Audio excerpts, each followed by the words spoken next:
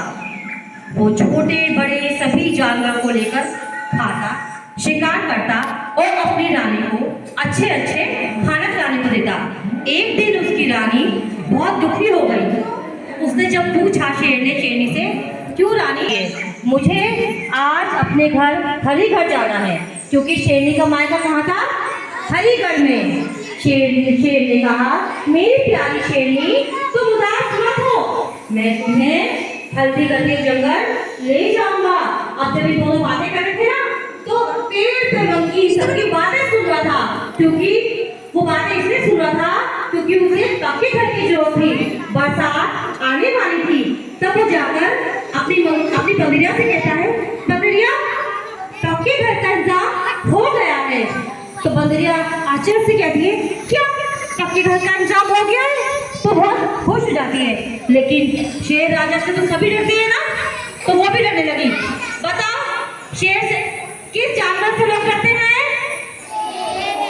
अच्छा, अभी मैं बातचीत किसकी कर रही हूँ? बंदर बंदरिया की या शेर और शेरनी की?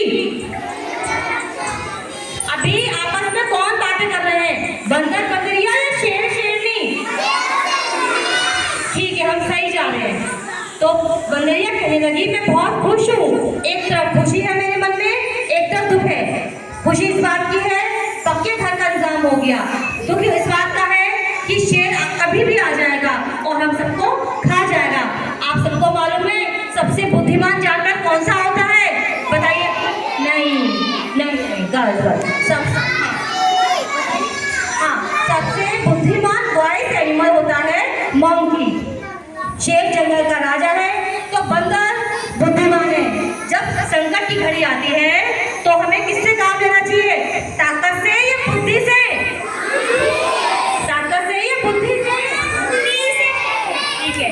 जिस प्रकार बंदर ने बंदरिया का साथ देते हुए अपनी बुद्धि से काम किया, उन्होंने क्या प्लान बनाया कि जब शेर आए तब अपने बच्चे को जोर जोर से रुलाना और ये कहना कि रुक जाओ, आपके पापा आ रहे हैं, पापा बंदर आ रहे हैं, क्योंकि वो शेर का गोश्त देने गए, शेर का मांस, उसे मारकर उसका मांस देने। और ये सब बातें कौन सुन रहा था बाहर? शेर, क्योंकि शेर तो अपनी शेरनी के संग जंगल में वापस लौट आया था। ये सबको मालूम है ना?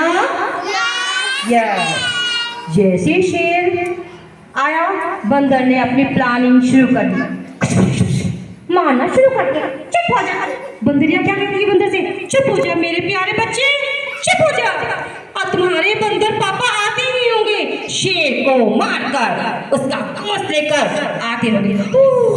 ये सुनकर शेर तो डर गया। कह रहा है, ऐसा कौन सा बलशाली हुआ है जानवर इस जंगल में जो मुझसे भी ताकतवर है? और ये सुनकर वो कांप जाता है और अपनी गुफा से वापस आ जाता है।